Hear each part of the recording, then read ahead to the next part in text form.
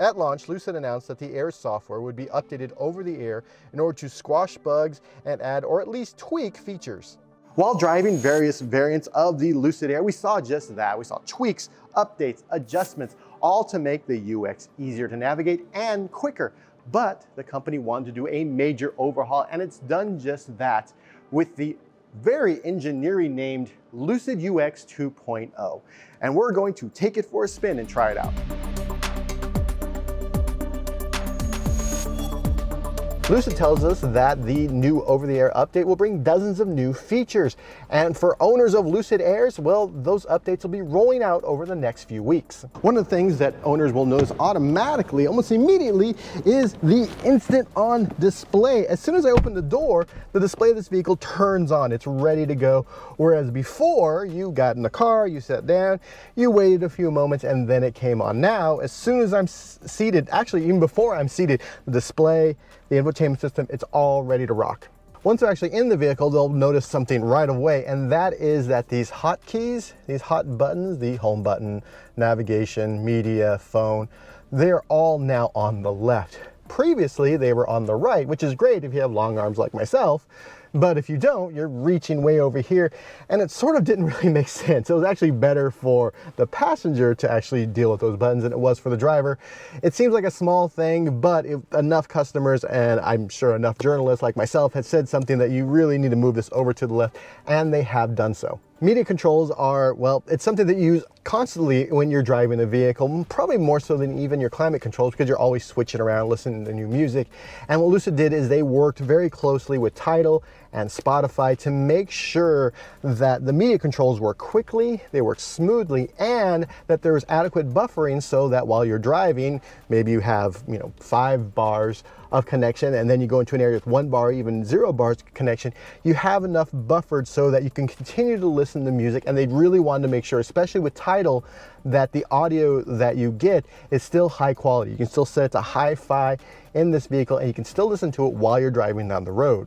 And of course, it's not just the media that's been changed and it's been updated, it's been made quicker, the entire system. In fact, Lucid tells me that 90 to 95% of the code for the infotainment system has been rewritten, has been redone so that it's quicker. Yeah, and having driven in a couple Lucids, this thing is just so much quicker than it used to be. And that is a good thing, because when you're driving on the road, you don't want to click on something and then wait a moment, because it reduces the amount of time you're looking at the road because you're waiting for something to happen. They brought in a bunch of people from Apple and other Silicon Valley, companies in order to make this work as quickly as possible. People that really know over-the-air updates.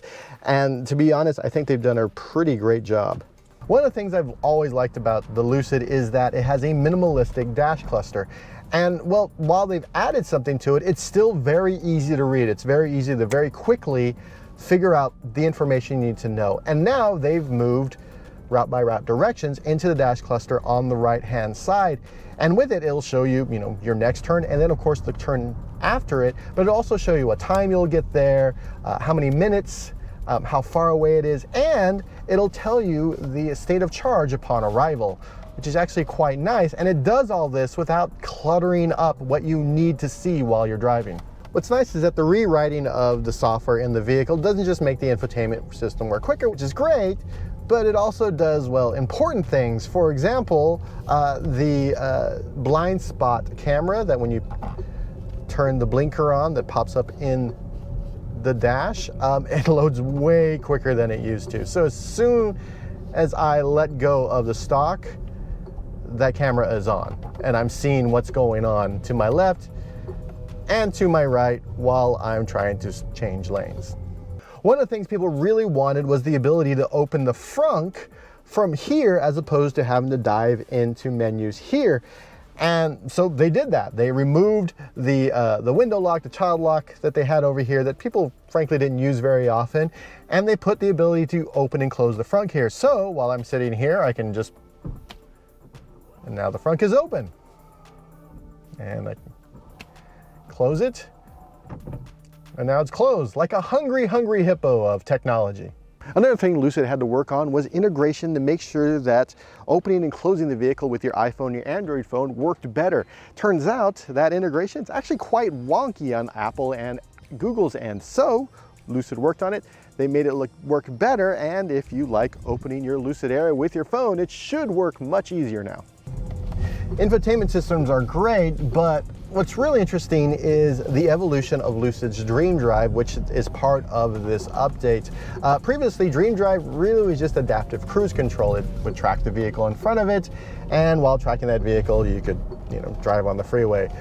They've added lane centering, which again isn't really that new, but what is interesting is that Lucid is using its LiDAR system for that, which, well, that's pretty great because that gives you an additional piece of redundancy for your driver's assistance system. So instead of just using cameras and radar, or really just cameras like say Tesla does, using 3 different sensors in order to make sure that you and your vehicle are safe. And it's still a hands-on system, you still have to pay attention to the road, and Lucid has geo-fenced it so that the highway assist feature, which does the lane centering, is only used on highways. It is an error towards caution, and I am actually fine with that.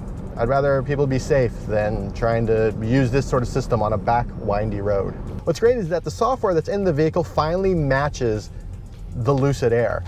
The first version I drove was pre-production. They told me it was going to have a lot of latency, and it did. There were some weird bugs, and you expect that on a pre-production vehicle. Then the second version of the Lucid Air I drove, it was a production vehicle, but there was still a little bit of latency here and there, much more than you would anticipate from a luxury vehicle. This version, this software finally meets what Lucid Air wants when it's bringing this vehicle to market.